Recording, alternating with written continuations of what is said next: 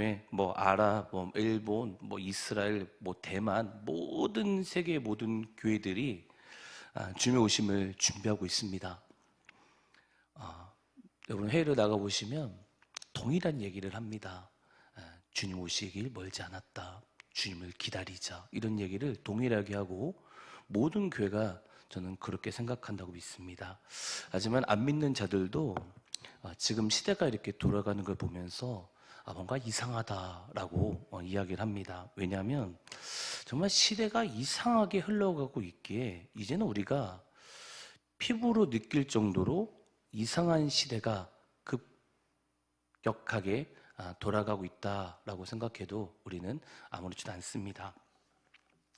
근데 이 시대가 이상한 것이 어떤 지구촌으로 어떤 글로벌 현상으로 세계는 주님께서 말씀하신 대로 세계는 움직이고 있습니다. 2015년도 6월 26일 날 미국의 동성애 합법화 이후로 세계는 지구촌이 동성애를 합법화하려고 하고 있습니다.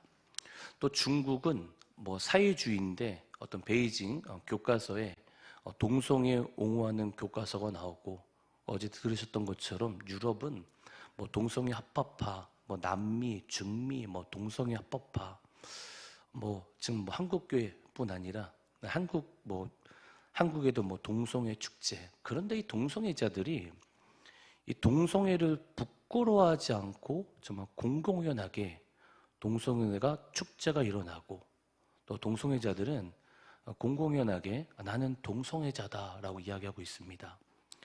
뭔가 좀 그런 동성애자나 또는 소수 이런 자들은 자기가 뭔가 이렇게 부끄러워할 줄 알아야 되는데 세상이 바뀌어 버렸어요. 그런 거에 부끄러워하지 않습니다. 그러더니 갑자기 그러고 동성애를 인정하는 법이 막 세계를 통과시키려고 막 난립니다. UN 보십시오. 막 동성애를 막 통과시키려고 막 그러고 있지 않습니까? 대한민국뿐 아니라 세계가 왜 이럴까? 그리고 선진국들은 거의 다 동성애가 합법화되고 있습니다. 선진국들은 거의 다 통과해요. 거의 다. 보십시오. 여러분 솔직히 이 지성인들이 생각을 조금만 하면 동성애가 나쁘다라는 것을 안 좋다는 것을 알고 있습니다. 그런데 왜 세계가 동성애를 합법화시키겠습니까? 한번 잘 생각을 해보세요, 여러분. 왜 세계가 동성애를 합법화시키려고 할까? 그렇게 똑똑한 자들, 그렇게 브레인들, 너무 똑똑한 자들이 왜 이렇게 동성애를 합법화시키려고 할까? 이상하지 않습니까, 여러분, 세계가? 딱 보면 성경과 반대된 세계가 자꾸 뭔가 펼쳐지고 있다라는 것을 우리는 볼 수 있습니다. 왜 이렇게 지구촌에 곳곳에 반대 크리스찬들, 안티 크리스찬들이 왜 이렇게 많아집니까? 예수를 믿는 자면 이제 거의 다 싫어해요, 여러분. 대한민국은 아직까지는 예수님을 믿는다고 해서 박해당하지 않습니다. 근데 세계는 달라요, 여러분.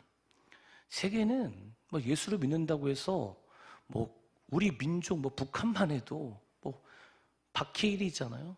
감옥에 가는 자도 엄청 많고 박해, 순교, 죽는 자들 엄청 많습니다. 또 이상한 게 복음주의자들, 그러니까 우리처럼 어떤 복음주의자들은 이 성경이 진리라는 이런 믿음 가지고 사는 우리 그리스도인들이 얘기합니다, 여러분. 이런 복음주의자들은 유럽에서는 엄청나게 왕따를 당하고 있다고 합니다. 그러니까 유럽에서 복음주의자들은 왕따예요, 왕따. 또 이제 한국만 봐도 청년, 청소년들이 복음화율이 아까 들으셨죠? 이제 3%라고 합니다. 3%. 그런데 이제 1% 더 떨어지면 우리 대한민국 미전도 종족이 되는 거예요. 이게 심각한 겁니다, 여러분. 세계가 왜 이럴까? 지금 세계가 왜 이렇게 돌아갈까? 뭔가 좀 이상하지 않습니까? 이런 세계를 보면. 저만 이상합니까? 교회 안에서는 또 어떤 면목상 크리스찬들, 거짓된 안전 속에서 사는 자들. 그래서 죄라고 생각하지 않아요.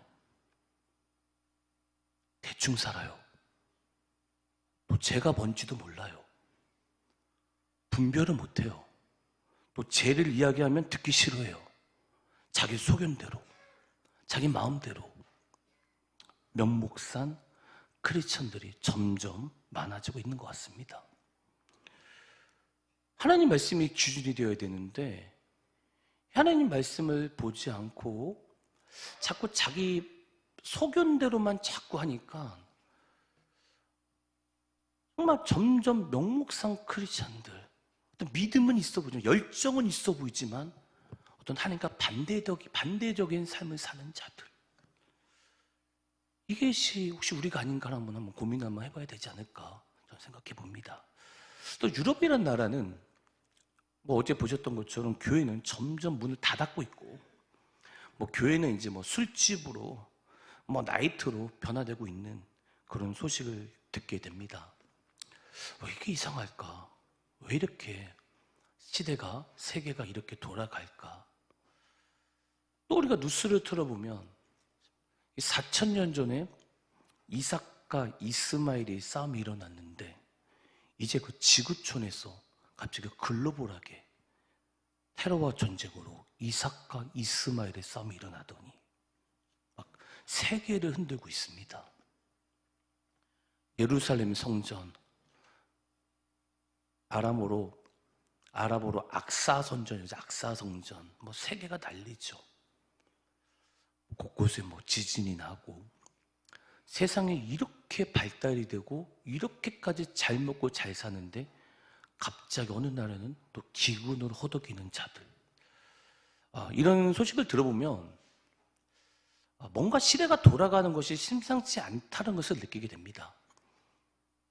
정말 뉴스를 보고 정말 하나님 앞에 정말 잠잠히 머물러서 정말 주의 음성을 듣는 자들이라면 왜 시대가 이렇게 이상하지? 왜 세계가 이렇게 돌아가지? 뭔가 좀 알 수 있어야 되는 거 아닙니까? 이렇게 세상이 점점 어두워지고 사탄이 점점 역사하고 있을 때, 그때 우리 하나님께서 여러분 쉬지 않으시고 이런 어두운 세상 속에서 역사하고 계신다는 겁니다. 여러분 지금 또 말씀드리지만 복음의 속도는 또 엄청나게 빠르다고 합니다. 복음의 속도가 빠르다. 초대교회 베드로가 한 번 설교를 했는데 3,000명이 막 예수를 믿었던 것처럼 그거보다 더 빠르게 복음의 속도가, 복음이 증거되고 있다고 합니다. 하나님께서 엄청나게 역사하고 계신다고 합니다. 지금 복음화율이 가장 높은 곳이 이란과 아프가니스탄입니다. 신기하지 않습니까? 이란과 아프가니스탄. 그런 땅에 복음화율이 높아졌다는 것은 이것은 우리의 생각과 우리의가 아니라, 이해할 수 있는 것이 아니라 엄청난 하나님의 역사입니다. 그래서 하나님은 지금도 역사하고 계십니다. 또 하나님께서 자신의 선택하신 자들을 통해서 세상 끝까지 복음을 성취하실 것입니다. 그리고 반드시 주님의 말씀이 성취가 되어서 모든 민족이 복음이 증거되며 끝이 오시라라는 그 말씀을 반드시 성취하실 것입니다. 여러분, 이방인의 때가 있습니다. 이방인의 때. 그리고 유대인들의 부흥이 있습니다. 마지막 시대는 어떤 제약의 부흥과 어떤 성령의 부흥이 늘 얘기하지만 동시에 뚜렷하게 일어납니다. 지금 세계는 어떤 성령의 부흥과 어떤 제약의 부흥이 동시에 일어나고 있는 것 같습니다. 저와 여러분이 이렇게 시대가 어둡고 또 이렇게 성령의 역사가 강한 이런 가운데 명목상 크리스천들이 절대 되면 안 되십니다. 정말 성령의 부흥에 흐름을 타시는 자들이 되길 주님을 축원합니다. 십자가에서 예수님께서 죽으실 때 예수님의 마지막 말씀은 다 이루었다 였습니다. 다 이루었다. 예수님은 이 말씀을 헬라어로 말씀하지 않으셨고 아람어로 말씀하셨습니다. 고대 아람어로 다 이루었다 그 말씀은 칼라였습니다. 칼라는 두 개의 뜻이 있다고 하는데 첫 번째는 다 이루었다라는 뜻이고 두 번째는 아람어로 칼라라는 단어는 신부라는 뜻입니다. 신부. 그래서 마지막으로 예수님께서 하신 말씀은 신부를 위해서 다 이루었다라고 해석할 수 있습니다. 예수님은 초림 때는 죄인을 위해서 오셨습니다. 그러나 재림 때는 신부된 교회를 위해서 오십니다. 예수 그리스도의 진정한 신부의 교회는 주님 오심을 기다립니다. 이렇게 세계가 급격하는 시대 속에서 정말 세상이 어두워지고 있는 이런 시대 속에서 좀 믿음으로 말미암아 사시는 의인이 되시길 주님으로 축원합니다. 정말 사람 앞에서 신앙생활이 아닌 하나님 앞에서 신앙생활을 했던 그런 자, 그게 의인입니다, 여러분. 대표적으로 누구였습니까? 다니엘이었습니다. 다니엘과 세 친구였습니다. 왕의 진미를 먹지 않겠습니다. 풀못 속에 들어가도 우상 앞에 절하지 않겠습니다. 사자굴에 들어가도 하나님 앞에 세 번 기도하겠습니다. 이런 결단을 가지고 정말 다니엘 같은 자들이 마지막 시대 여러분 일어나야 됩니다. 바로 하나님 앞에서 신앙생활하는 자, 거대한 제국 앞에서 그리 아니할지라도 하나님을 섬기겠다는 그런 믿음, 바로 이런 자들이 지금 일어나야 됩니다. 마지막 시대에 다니엘 같은 자들이 많이 일어나야 많은 사람을 옳은 길로 인도할 수가 있습니다.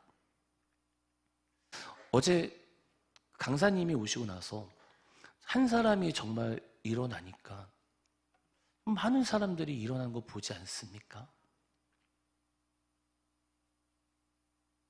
마지막 시대에 정말 어떤 다니엘 같은 그런 영성 있는 자들, 그런 자들이 여러분 일어나야 되는 겁니다. 교회 안에서 정말 복음을 모르는 자들이 너무나 많은 것 같습니다. 우리 교회는 아니고요. 너무도 많은 것 같아요. 자기 멋대로, 자기 소견대로 신앙생활하는 자들이 너무도 많은 것 같아요. 하지만 이런 마지막 시대가 올수록 성령의 부흥과 악한 것이 부흥이 동시에 너무도 강력하게서 일어나서 올 때 성령의 부흥을 체험하지 못한 자들은 세상에 빠져서 허우적거리고 있다는 것입니다. 여러분, 세상이 점점 악해지고 있고 또 세상의 악이 가득가득 차고 있는 이런 시대 속에서 정말 우리의 주위에 봐도 교회를 다니는데 게임에 중독 걸리는 자들 좀 이상하지 않습니까? 교회 다니는 청년이에요. 그런데 게임 중독에 걸렸어. 뭔가 이상하지 않아요? 복음이 그 게임보다 약할까요? 교회를 다니는데 술 중독에 걸린 사람들, 교회에 다니는데 사탄에 사로잡혀서 교회 나오는 사람들, 교회 나오는데 음란에 빠진 사람들, 교회에 나오는데 돈에 완전 눈이 먼 사람들, 정말 이런 우리 주위에 이렇게 중독, 세상에 빠진 사람들, 자기 멋대로 신앙생활하는 자들이 너무도 많은 것 같습니다. 주님 오시기가 너무도 가까워지지 않았나라는 이런 생각을 할 때 많은 사람들은 무슨 이단 아니야 얘기할 수 있겠지만, 여러분, 신부는 신랑이 오심을 기다리는 자입니다. 우리의 주위에 이렇게 너무도 많이 어렵고 주님을 떠난 자들이 많은데, 이런 자들을 한 사람이라도 여러분 주님 품으로 여러분 건져야 됩니다. 이런 어두운 시대 속에서 한 영혼이라도 여러분 주님께 인도해야 되는 것이 우리의 사명입니다. 이것이 우리의 사명이고, 그리고 주님께서는 우리가 이렇게 할 때 하늘에서 별과 같이 빛나게 해주신다고 주님 약속하셨습니다. 그래서 사도행전 3장 1절을 보면 이런 말씀이 있습니다. 제9시 기도 시간에 베드로 요한이 성전에 올라갈 수 있는데, 이 베드로와 요한은 성전에 올라갔다라고 되어 있습니다. 근데 경건한 유대인들은 하루에 3번, 오전 9시, 12시, 오후 3시에 하나님께 기도를, 하나님께 만나는 시간이 있었다라는 것입니다. 그러니까 다니엘도 3번 기도했던 것처럼 이 경건한 유대인들 베드로와 요한이 성전에 올라갑니다. 시간을 딱 정해놓고 하나님께 시간을 드립니다. 여러분, 하나님께 시간을 드렸을 때 어떤 하나님께 집중했다라는 것입니다. 제가 늘 얘기하지만 어떤 집중이라는 것은 다른 것을 포기하는 것입니다. 집중은 내가 가지고 있는 것을 포기해야 그것에 집중할 수 있습니다. 여러분이 무엇을 집중하려고 한다면 다른 것을 포기해야 그래야 다른 것을 이것에 집중할 수 있는 것입니다. 즉 하나님께 시간을 드릴 때는 여러분 집중하는 것입니다. 어떤 자기의 일을 포기할 때 하나님께 시간을 드릴 수 있다는 것입니다. 자기 하고 있는 일을 안 하고 자기가 쓰고 있는 시간을 포기하고 하나님께 시간을 내어야 되는 것입니다. 내가 드라마를 보고 싶은데, 내가 게임을 하고 싶은데 그것을 포기하고 하나님께 집중하는 것, 즉 내가 다른 것을 포기해야 하나님께 시간을 낼 수 있는 것입니다. 즉 하나님께 시간을 드릴 때는 여러분 집중을 해야 되는 것입니다. 누가복음 22장 39절에 보면 예수께서 나가서 습관을 따라 이렇게 돼 있는데, 예수님께서 습관에 따라 무엇을 집중하셨다라는 것입니다. 다른 것을 포기하고 어떤 하나님의 만나는 시간에 집중하셨습니다. 다른 것을 포기하고 하나님께 시간을 내시고 그 시간에 집중하신 예수님께서는 귀신을 내어 쫓아내십니다. 제자들이 옵니다. 예수님, 우리는 왜 귀신을 쫓아내지 못합니까? 물어봅니다. 그때 예수님께서는 기도 외에는 이런 유가 나가지 않는다라고 이야기합니다. 무슨 뜻입니까? 하나님께 시간을 내고 그 시간에 집중해야 능력이 나간다 하십니다. 여러분 하나님께 집중하십시오. 하나님께 집중하는 자는 하나님 앞에 사는 자입니다. 다니엘도 하나님께 집중했던 자였습니다. 여러분 정말 하나님께 집중하셔야 되는 겁니다. 바로 하나님께 집중해야, 하나님께 시간을 들어야 내 양심이 살아납니다. 하나님께 집중해야 양심이 발달되어서 자기 소견도로 신앙생활을 하지 않게 돼요. 하나님 앞에서 신앙생활을 할 수 있게 되는 거예요. 내가 먼저 일어나야 남을 일으킬 수 있는 것입니다. 내가 바로 서야 남을 일으킬 수 있는 것입니다. 하나님께 시간을 들어야 하나님께 집중해야 된다는 것입니다. 하나님께 집중한다는 것은 그것이 기도일 수도 있고요, 말씀 보는 시간일 수도 있고요, 암송하는 시간일 수도 있고요, 뭔지 모르지만 어떤 시간을 정해놓고 하나님께 집중해야 되는 것입니다. 하나님께 집중을 하게 된 베드로와 요한은 성전으로 올라갑니다. 그러면서 사도행전 3장 2절에서 5절에 보면 나면서 못 걷게 된 이를 사람들이 메고 오니 이 성전에 들어가는 사람들에게 구걸하기 위하여 날마다 미문이라는 성전문에 두는 자라. 그러니까 베드로와 요한이 성전에 들어가람을 보고 구걸하고는 베드로가 요한과 더불어 주목하여 이르되 우리를 보라 하니 그가 그들에게서 무엇을 얻을까요 바라보고들 있는데, 보십시오. 안전뱅이가 성전문에서 구걸하고 있습니다. 베드로 요한이 그를 한두 번 본 것이 아닙니다. 왜냐하면 절기일 때마다 절기만 되면 모든 유대인들은 성전에 올라갑니다. 안진뱅이는 38년 된 병자였다는 것입니다. 베드로가 보았을 것입니다. 예수님의 제자들도 보았을 것입니다. 예수님께서도 성전에 지나다니면서 그를 보았을 것입니다. 그런데 예수님께서는 많은 병자들 중에 다 고쳐주지 않으셨어요. 하나님께서 말씀하신 자만 고치셨어요. 성부 아버지께서 하라고 하신 대로 성자 예수님은 행하셨고 순종하셨다는 것입니다. 즉 무슨 뜻입니까? 예수님은 늘 성자 하나님의 음성에 순종했다는 것입니다. 늘 하나님의 그 음성에 대해서 초점을 맞추고 있었다는 것입니다. 베드로와 요한도 걷지 못하는 자를 놓고 어떤 무모한 모험을 하지 않았어요. 성령이 인도하는 시간이 있었다는 것입니다. 베드로와 요한은 성령의 음성을 듣고 그를 주목하게 되었다는 것입니다. 하나님께 집중한 베드로 요한은 성령님의 음성을 듣게 되었습니다. 보십시오, 여러분.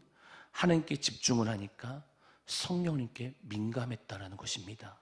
하나님께 집중할 때 성령의 음성을 듣게 됩니다. 여러분, 성령의 음성을 듣는 것은 너무도 중요합니다. 마지막 시대, 요한계시록을 보면 마지막 시대가 될수록 어떤 성도들의 엄청난 박해가 일어난다. 이것이 계시록의 내용 아닙니까? 너무도 강력한 짐승, 그 짐승이 성도의 건설을 깨트린다고 합니다. 그래서 요한계시록 13장 7절에 보면 또 건설을 받아 성도들과 싸워 이기게 되고 각 족속과 백성과 방언과 나라를 다스리는 건세를 받으니 하면서 성도의 건세가 꺾인다라고 나오고 있습니다. 다니엘서 12장 7절에 봐도 내가 들은즉 그 세마포 옷을 입고 강물 위쪽에 있는 자가 자기의 좌우 손을 들어 하늘을 향하여 영원히 살아계신 이를 가리켜 맹세하여 이르되 반드시 한때 두때 반때를 지나서 성도의 건세가 다 깨지기까지이니 그렇게 되면 이 모든 일이 다 끝나리라 하더라 말씀하면서 성도의 건세가 꺾인다, 성도의 건세가 깨진다라고 이야기하고 있습니다.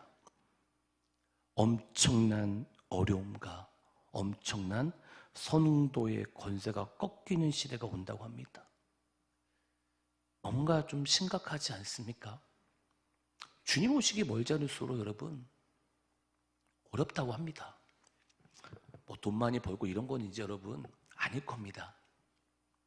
바로 그때 그 짐승, 그들에게 무릎 꿇지 않고 그들을 이기는 자가 있는데 그 자가 바로 요한계시록 14장 4절입니다. 제가 읽어보겠습니다. 이 사람들은 여자와 더불어 더럽히지 않고 순결한 자라 어린 양이 어디로 인도하는지 따라가는 자며 사람 가운데서 속량을 받아 처음 익은 열매로 하나님과 어린 양에게 속한 자들이니 나오면서 어린 양이 어디로 인도하든지 따라가는 자, 어린 양이 인도하는 주님의 음성을 듣고 주님의 음성을 따라가는 자, 이런 자가 승리한다라는 것입니다. 여러분, 역설 아닙니까? 엄청난 역설인 겁니다. 짐승 앞에서, 엄청난 괴물 앞에서 이것을 이기는 것이 어린 양을 따라간다는 것입니다. 세상이 너무도 강하고 짐승도 너무도 강합니다. 그러나 어린 양은 여러분 초라한 것입니다. 세상이 너무도 강해서 예수님을 믿기가 초라해 보일 수도 있습니다. 왜냐하면 어린 양은 초라한 양이기 때문입니다. 그런데 성경은 이렇게 이야기합니다. 아무리 저 짐승 이길 것으로 생각하지만 반드시 어린 양이 이긴다. 어린 양 예수 그리스도가 초라해 보지만 반드시 이긴다. 그러니 우리가 끝까지 주님을 붙잡고 세상이 뭐라고 한다 할지라도 여러분 예수님을 따라가야 되는 것입니다. 그래서 주의 음성을 들어야 되는 것이고요. 그리고 하나님을 사랑해야 되는 것입니다. 어린 양이 인도하심을 따라가야 됩니다. 여러분 그렇기에 주님의 음성을 들어야 되는 것입니다. 하나님께 집중할 때 주님의 음성을 들을 수 있습니다. 베드로 요한은 성령님의 음성을 들었습니다. 그리고 베드로 요한은 안진뱅이를 주목합니다. 그리고 베드로 요한이 하나님께 집중했기에 성령의 음성을 들었습니다. 여러분 다시 말씀드리지만 우리가 하나님께 집중할 때 성령님은 우리 가운데 말씀하십니다. 그리고 이렇게 말씀하실 겁니다. 내가 어디로 가든지 넌 나를 따라와라. 우리 멋대로 가는 것이 아닙니다. 자기 소견대로 가는 것이 아니에요. 예수를 믿는 건 예수님을 따라가는 것입니다. 그래서 하나님께 집중하셔야 됩니다. 우리가 주님을 더욱더 집중하려고 하면 여러분 반드시 사탄은 더욱더 역사합니다. 우리가 하나님께 집중을 하면 사탄은 역사할 것입니다. 이런저런 문제, 하나님께 집중하는 자들에게 사탄은 공격할 것이고 사탄은 방해할 것입니다. 하나님께 집중하지 않는 자들을 왜 건드겠습니까? 가만히 있어도 듣지도 못하는 자들인데. 그러니까 반드시 하나님 말씀대로 따라가야 사탄의 방해도 있는 거예요. 하지만 그런 방해가 있을지라도 절대로 여러분 포기하지 마시고 사탄의 끊임없는 공격 가운데 좌절하지 마시고 의인은 7번 넘어져도 8번 일어나는 것입니다. 성령의 음성을 들은 베드로와 요한이 이렇게 얘기합니다. 사도행전 3장 4절에 보면 주목하여 이르되 우리를 보라 하니. 보십시오 여러분, 안진뱅이는 자존감이 무너졌습니다. 안진뱅이는 소망이 없습니다. 안진뱅이는 희망이 없습니다. 희망이 없는 자들은 여러분 눈을 쳐다보지 못합니다. 여러분 보십시오, 노숙자 거지들이 여러분 구걸할 때 눈을 쳐다보고 구걸하는 사람 보았습니까? 한 사람도 없습니다. 그런데 소망도 희망도 없는 안진뱅이 그 거지에게 베드로 요한이 이야기합니다. 우리를 보아라, 우리를 보아라 이야기합니다. 그러면서 이렇게 얘기합니다. 3장 6절을 봅니다. 베드로가 이르되 응가 그분 내게 없거니와 내게 있는 것을 내게 주노니 나사렛 예수 그리스도 이름으로 일어나 걸으라고 하면서 소망이 없는 자에게 예수 이름으로 일어나라고 합니다. 여러분 보십시오, 안진뱅이가 필요한 것은 돈이 아니었어요. 안진뱅이가 필요한 것은 은과 금이 아니었어요. 근데 안진뱅이는 자기가 무엇인지 무엇이 필요한지 몰랐어요. 그래서 돈을 구했어요. 은과 금을 구했어요. 그러나 성령의 음성을 들은 베드로와 요한은 안진뱅이가 무엇이 필요한지 알았다는 겁니다. 지금 시대는 어떤 안진뱅이처럼 사는 자들이 너무도 많습니다. 안진뱅이처럼 자기가 무엇을 구해야 되는지도 모르는 자들이 너무도 많다는 것입니다. 하나님 말씀이 자기 안에 없기에 자기 소견대로, 하나님의 음성을 듣지 못하기에 자기 소견대로, 제가 뭔지도 모르고 자기 마음대로 신앙생활하는 자들이 너무도 많다는 것입니다. 분별이 없습니다. 그냥 자기 소견대로만 하는 거예요. 믿음이 아니라 열정이죠. 특심이죠. 자기 마음대로 사는 자들이 너무 많아요. 근데 우리가 요한과 베드로처럼 이 시대 안진뱅이 같은 그런 자들, 자기 소견대로 사는 자들에게 그들이 정말 무엇이 필요한지 우리가 여러분 이야기해 줘야 되는 거예요. 하나님께 집중한 베드로 요한은 성령의 음성을 들었고, 또 성령의 음성을 들었던 베드로와 요한은 안진뱅이가 무엇이 필요한지 알게 되었고, 그리고 그들에게 소망을 주게 되었다는 것입니다. 여러분 바로 이것입니다. 성령의 음성을 들어야 안진뱅이 같은 자에게 남들에게 소망을 주게 됩니다. 성령의 음성을 들어야 남에게 소망을 줄 수 있는 것입니다. 베드로 요한처럼 나를 주목해라. 예수님께서 너를 고치신다. 예수님께서 너를 치료하신다. 이렇게 소망을 선포할 수 있다는 것입니다. 여러분 우리가 알고 있는 에스겔이 있습니다. 에스겔을 보면은 하나님께서 뼈가 가득한 곳에 에스겔을 데리고 갑니다. 그 뼈들은 심이 많고 마른 뼈들이었습니다. 그때 하나님께서 에스겔에게 이렇게 말씀하십니다. 에스겔 37장 3절입니다.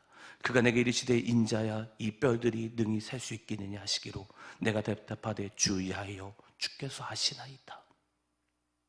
하나님께서 에스겔에게 이 뼈가 살 수 있겠느냐 이렇게 물어봅니다. 공동묘지에 데려가더니 뼈들을 보더니 이 뼈가 살 수 있겠느냐 이런 말씀을 하시는 겁니다. 뼈가 어떻게 살 수 있습니까? 마른 뼈들은 살 수 없는 거예요. 말도 안 되는 거예요. 그런데 하나님께서는 에스겔에 이렇게 말씀하십니다. 에스겔 37장 4절에서 6절입니다. 제가 읽어보겠습니다. 또 내게 이르시되 너는 이 모든 뼈에 대어내어 이르기를 너는 마른 뼈들아 야의 말씀을 들을지어다. 주 야훼께서 이 뼈들에게 이같이 말씀하시기를 내가 생기를 너에게 들어가게 하리니 너희가 살아나리라.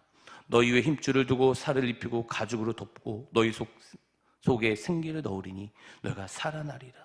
또 내가 야훼인 줄 너희가 알리라 하셨다라고 이렇게 말씀하시고 37장 7절에서 10절에 보시면 이에 내가 명령을 따라 대언하니 대언할 때 소리가 나고 움직이며 이 뼈 저 뼈가 들어맞아 뼈들이 서로 연결되더라. 내가 또 보니 그 뼈에 힘줄이 생기고 살이 오르며 그 위에 가죽이 덮이나 그 속에 생기는 없더라.